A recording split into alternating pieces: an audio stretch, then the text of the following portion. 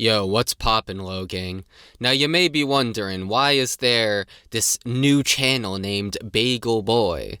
Well, you see, I came up with the name in 5 seconds, so it's not that good. But also, I've wanted to start a second channel for a while now. I've kind of been putting it off because, well, basically, I do a lot of scripted content, obviously. There's a bit of unscripted stuff on the Castaway Anime podcast, but I wanted to actually, do my own sort of unscripted rants at times. And so I made a second channel because, hey, that's a convenient place to put them.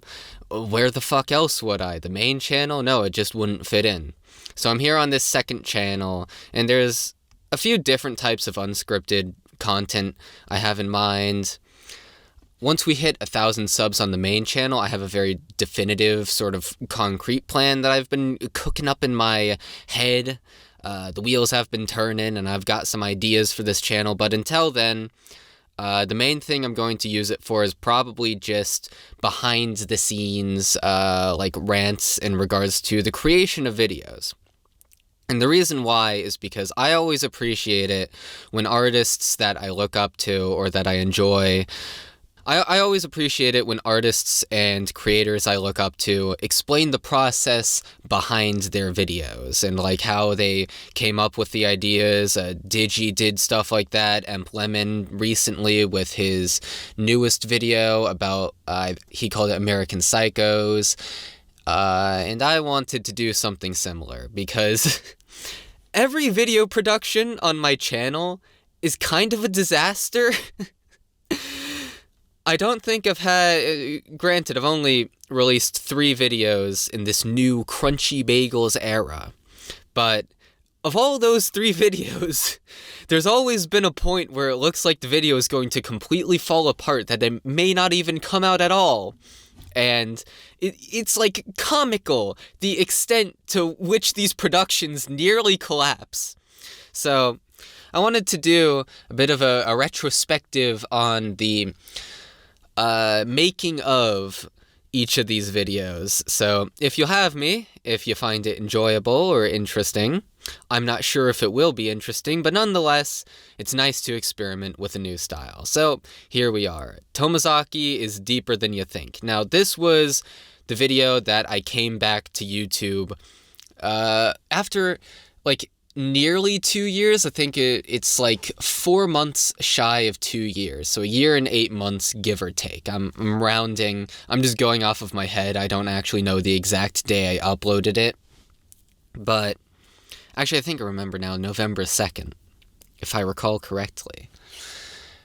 Now, I wanted to come back to YouTube way earlier, actually. So at first, I released the Gabriel Dropout video, then stopped uploading due to various reasons, the largest of which was perfectionism, which I went over in the Tomozaki video. But because of many reasons, didn't upload.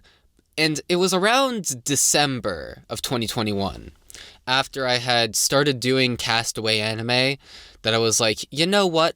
I want to get back into YouTube. This was around the time when I changed my... I'm just remembering now, I had this identity crisis where I wanted to call myself fucking Ev with 2 V's. Gay username, terrible.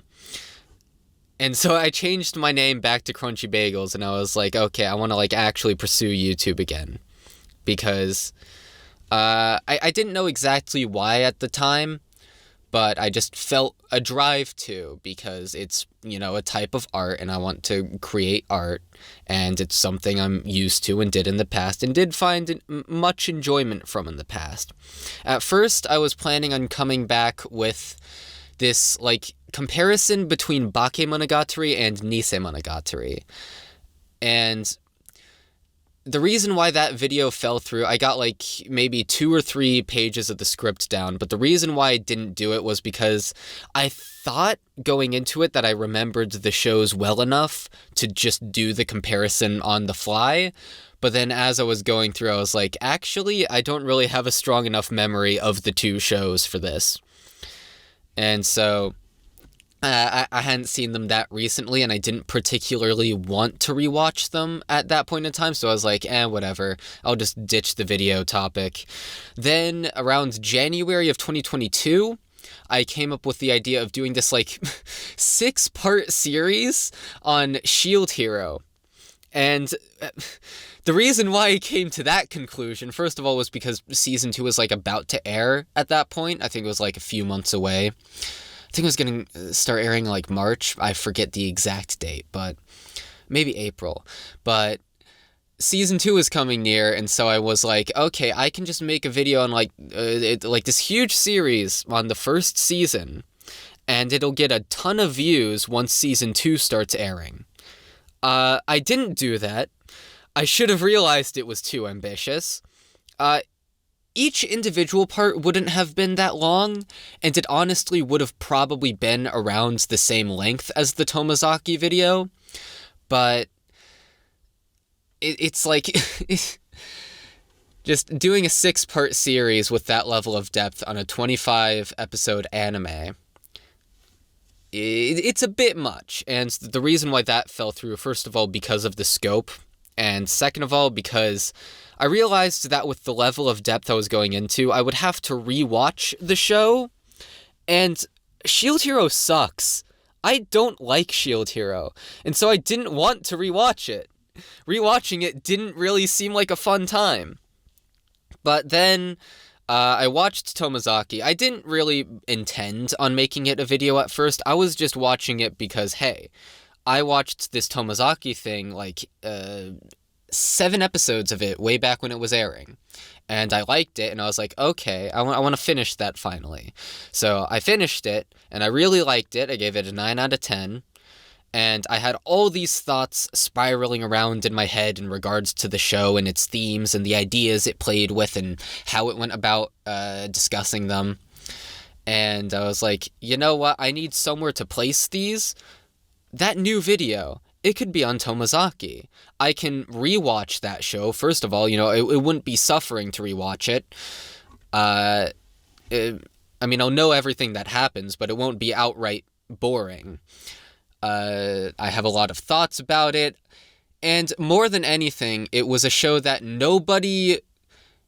If I didn't make the video, no one would have. Because, let's be real, who cares about Tomozaki-kun enough and also has the skills to write a 2-hour, 49-minute video essay on Tomozaki-kun?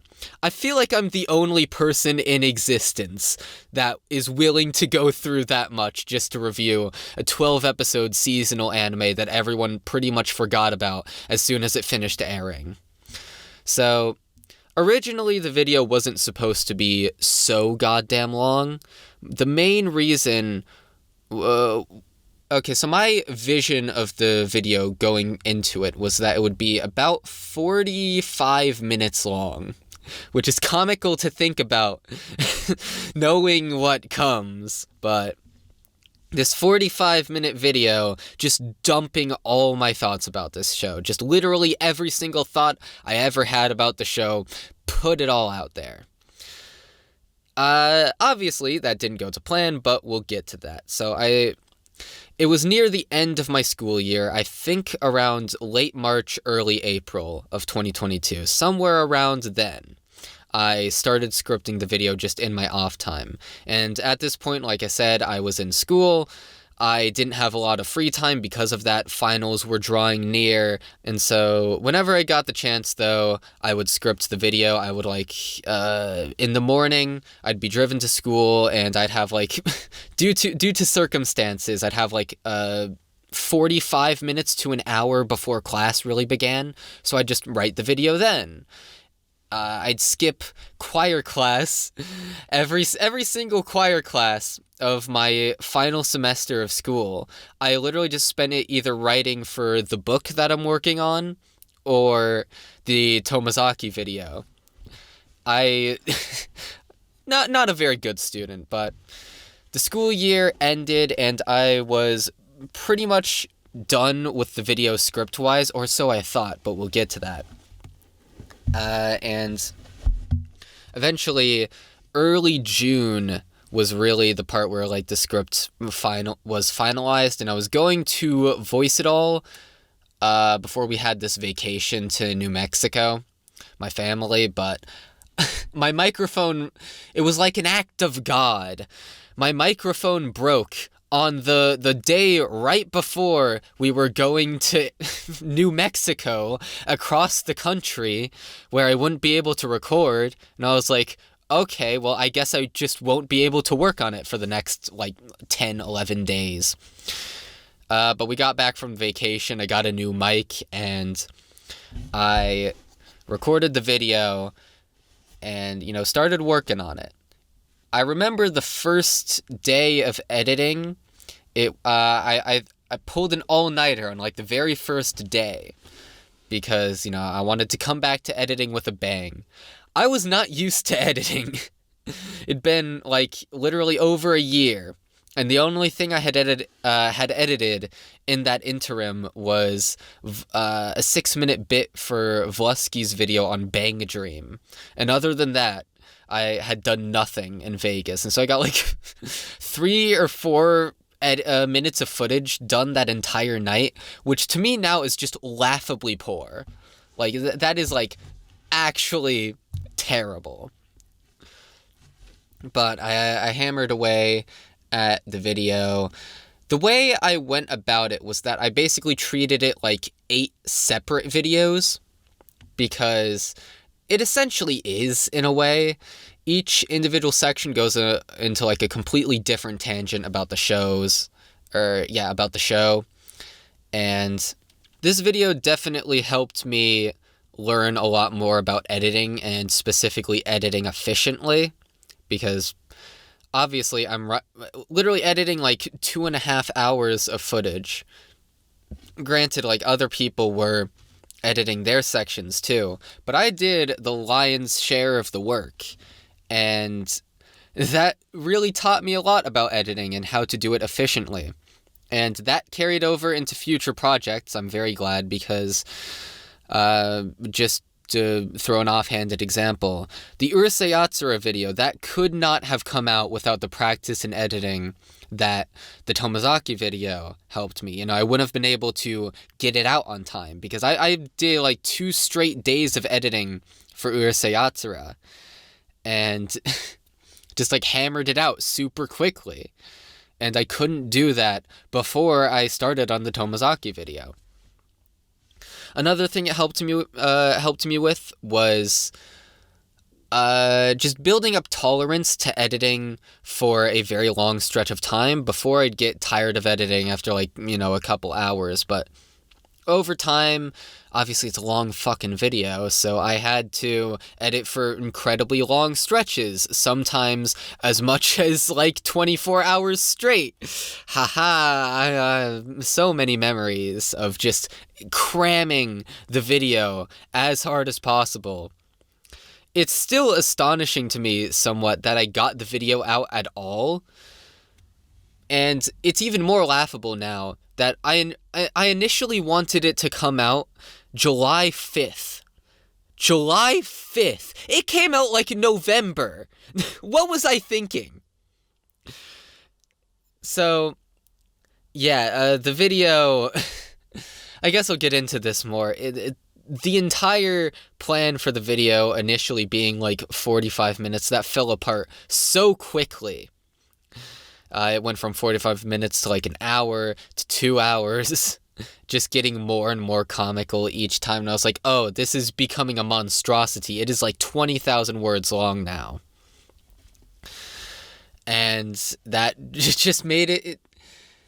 It was such a big project, and it's difficult to describe the feeling of this thing hanging over my head for so long. To put this into perspective, I wrote the rough draft of the novel I'm currently working on in around 6 months.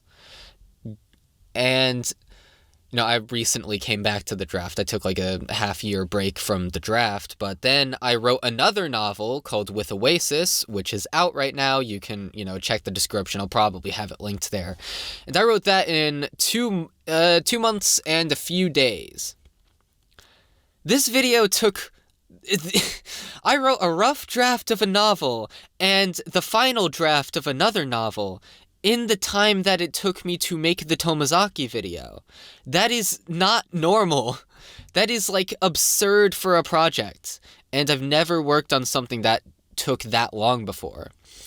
Something that I started running into near the end of the project was the fact that the person who had written the first half of the video was a different person who was like rechecking the later parts of the video. So, like I said earlier, I edited it piecemeal.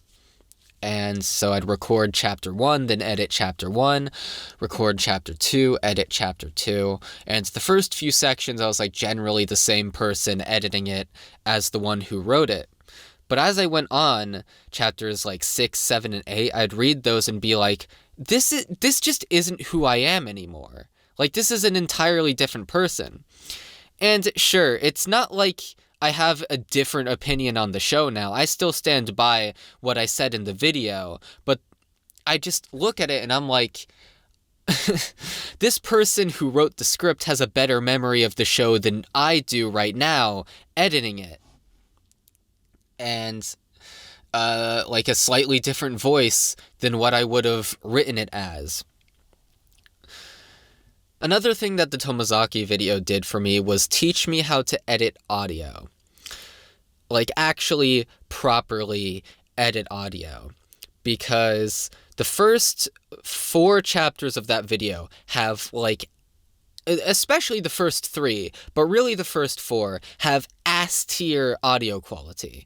The first 3 were recorded on, like, this Shitterton mic that I used to replace my Blue Yeti that had broke. And it wasn't as good at first because I'm no audio engineer. I'm not really that acquainted with it. I'm not very into the technical side of audio. I didn't really know. I wasn't able to tell the difference between it and the Yeti at first. But then as I kept on editing with it, I realized, oh, wait.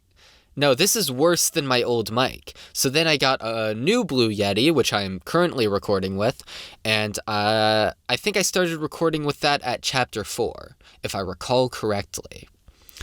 But I didn't know how to equalize audio. For most of my YouTube career, all I did was put it in Audacity, like record it, edit out the breaths, and then just hit normalize, and then boom, done. I didn't know what the compressor filter did. I didn't know how to equalize it at all. And so my videos sounded like I can't listen to my old videos anymore. They just sound so terrible. But I didn't realize that for the longest time because, like I said, I didn't know how to edit audio properly. Another thing that really infuriates me about the Tomozaki video, now that I know how to pick up on it, is that in the first, 2 sections, maybe 3, I forget exactly how many, but what I would do was, after each and every sentence, there to be a pause. Just this long pause that feels like it takes forever. Because what I do is edit out the breath, and then, take out, a teeny little sliver of audio. And just, make a small cut, a tiny adjustment. Because I was like, oh yeah, you need to have some space in between each sentence, because that's what a period means. Nowadays, I cut out, 3/4 of the spaces between sentences when I'm actually, properly editing audio. Obviously, this will just be equalized and normalized and stuff like that, and without as much cutting around because I want it to feel natural. But when I, record the Call It the Night video, for example, I take out most of the spaces between sentences. I keep a little bit in there, but I never want it to last too long, because now that I realize it, going back to the first half of the Tomozaki video, it's like, what was I thinking? It's so long. It feels like this fucking... You have to take, a journey through an entire desert just to get to the next sentence. Yeah, it's infuriating now. But around the halfway point of that video, chapter 5, I finally, got my shit together. I watched a tutorial on how to equalize audio in Audacity, and I had realized that, oh, wait, I can just make the video like 10 times better by making the sentences closer together. And I fixed that, and now my videos are like tolerable again. So sorry for that. So this is where we get to like the more catastrophic failure-y part of the video, because, well, let's just say that while I was scripting the video, it was sort of like, hammering it out, mostly stream of consciousness day after day, and occasionally referencing the show itself. But I think I just didn't do a good enough job of it, considering how long the video was. Well, first of all, I just have a bad memory, but second of all, it's very easy to forget like the very fine details of how things happen in shows.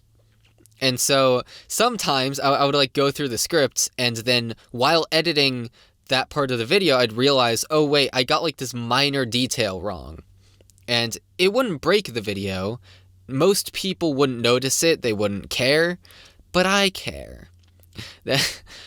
The way I edit my scripts is that I basically split all the hairs that no viewer would unless they were a complete asshole. I bully myself when I'm redrafting my scripts. I'm just like, okay, split as many hairs as possible and be as precise as you can.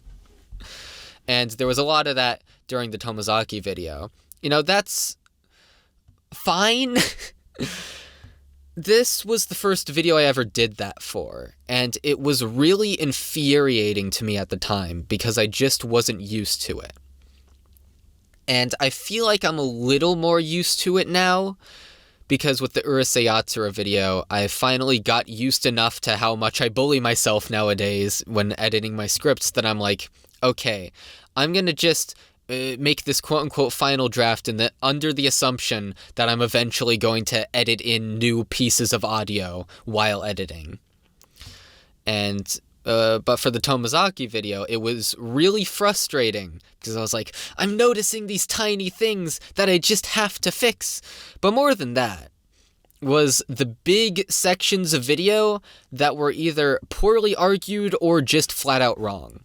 And that I would realize very close to being too late. So, God, pretty much all of the later sections of the video had some kind of catastrophic problem with them that if the video had released with, it would have just ruined the section.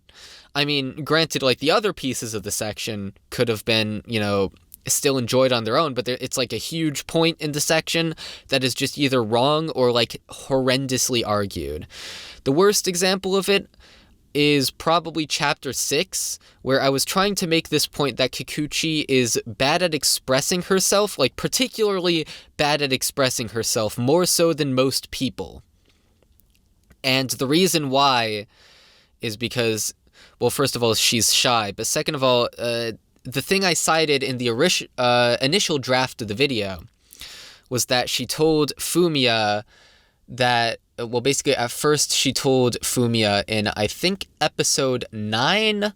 Yeah, episode 9. Kikuchi tells Fumiya, sometimes you're really easy to talk to, but sometimes you're really hard to talk to.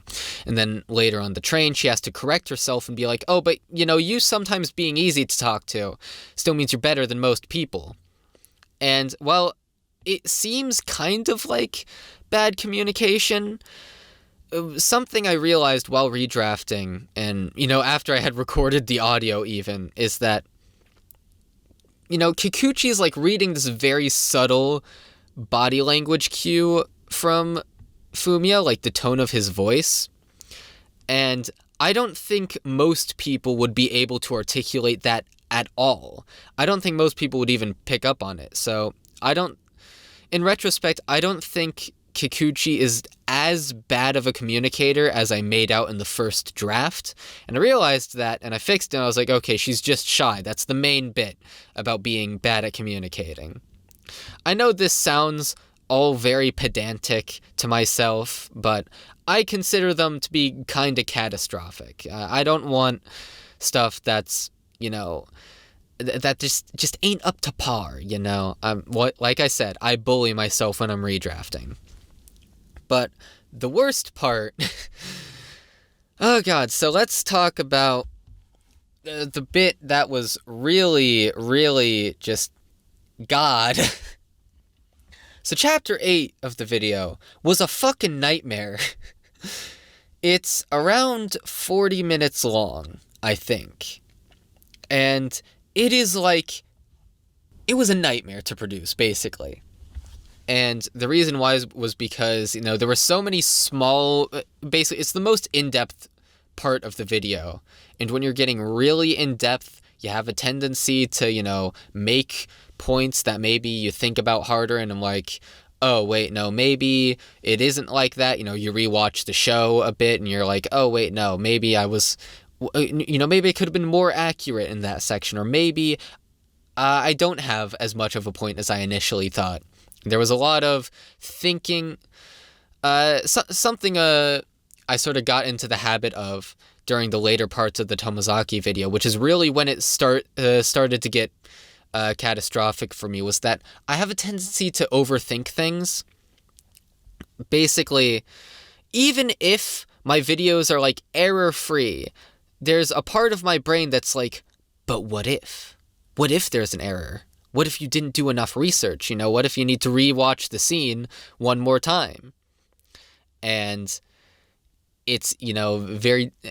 At the time of the Tomozaki video, I didn't know how to turn that voice off. Nowadays, I can just be like, okay, logically speaking, I've checked this section like 5 fucking times. I know it's at least decent. But for me at the time, if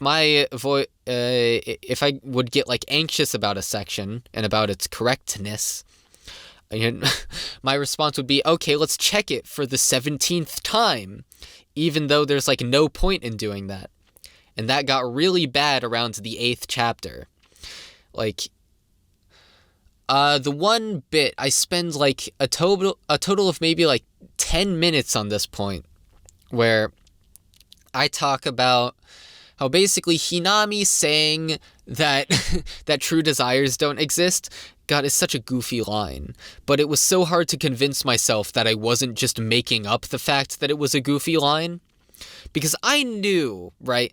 I knew that light novel readers were going to tell me, bruh, you just didn't understand it. You just didn't understand the show well enough. And I just couldn't live with that. I was like, no, you're not going to tell me I don't understand the show well enough. I'm going to convince you beyond a shadow of a doubt that I actually understood the show. But what that pushed me into was a mentality of just constantly overthinking this one point. And that's why the point lasted so long in the video, because I went through so many different possible interpretations of the line, because it's so vague that it could mean so many different things. And I'm still honestly not sure what it means. In retrospect, there's a part of me that wishes that I was able to keep the section at maybe 5 or 6 minutes instead of as long as it was, because I went so long on that tangent, and I feel like some people might have been tapping out after a while. Another thing that kind of bothers me about the video now is that I basically hype up Chapter 8 as having a bunch of different hard-hitting criticisms about the show. And I do go into the main thing. But it's only really 2 points, honestly. And it's, in retro, like, it feels a bit awkward to hype it up so much, and then for it to just be one mega rant about this one point, and then also the animation is bad. But it is what it is. There was actually another point that I planned on making during that chapter, but I ended up cutting it out. In fact, I cut it out the last day that I was editing the video. Literally the last day. It was very comically close to the deadline. And the reason why I cut it out was because I just wasn't able to argue it as well as I thought I should be able to argue it if it's going to stay in the video. And the second reason is because it was just getting to be such a long section. I was like, this is 40 minutes long. This video is never gonna fucking end if I don't shut up now. So I guess you'll never know. Nobody but Cyanix will know. The point that never was. The point that I could have made but didn't add to the video. The final day of the video's production was like this comically long, editing all day, editing all night, editing into the next day, just fiasco. I really meant it in the credits when I said that I had stayed up all night. When I did the voiceover for that, because that was literally like the day after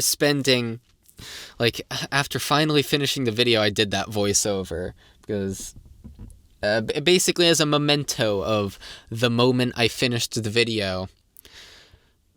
Like, it was something else, and I originally wanted to get the video out before November. Basically, my big goal was to get it out before November 1st. But obviously that didn't happen. It could have happened, but there were like a few editing errors that I needed to fix, and it took forever to render. People on Discord, I'm remembering now, all my friends on Discord were like, I kept on hyping them up and being like, oh, it's going to be out on this day. They were like, where is it? And I'm like, oh, sorry, I need another day. And then the next day, they're like, where is it? And I'm like, no, guys, I need another day. Very funny, very funny. I'm realizing now that the raw audio of this recording is like stupidly long. And I'm not sure if anyone will listen to it in its entirety, but nonetheless, I guess I'll go into closing thoughts right now. So, the Tomozaki video was like this big, basically an experiment to push myself as far as I could in terms of sheer critical analysis of television. And it was supposed to be like my big coming back video to YouTube. It was a huge project, and I'm never making something that long again. It was so stressful by the end to just have this, like, immense, just huge video that I'd been working on for some 7 months or something like that.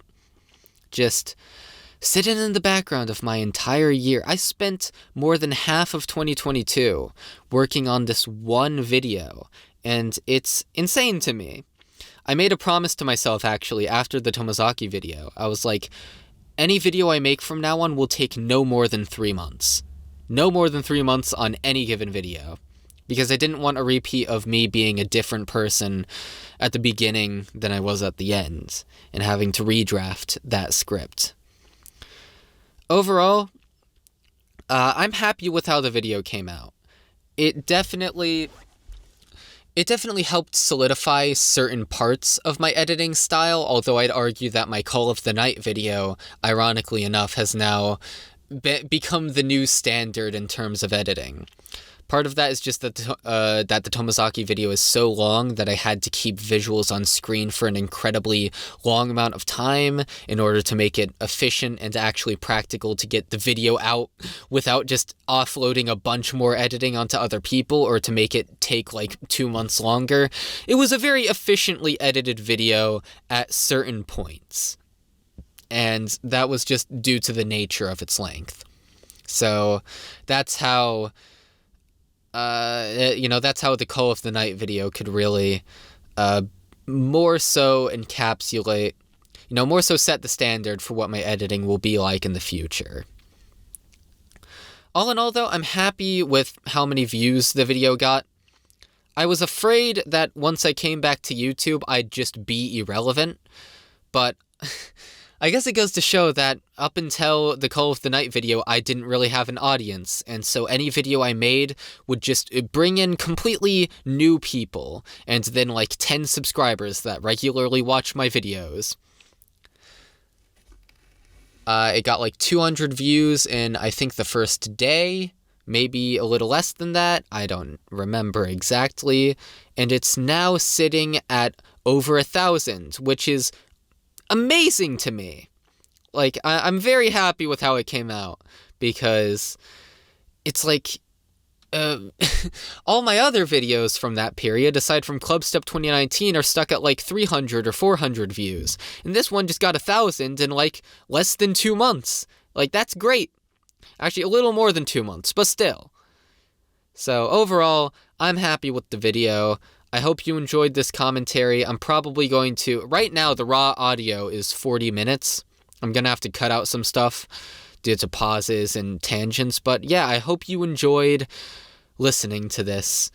You probably alt-tabbed or did your homework in the background, but that's okay. There's no way you could justify listening to this otherwise. Take care.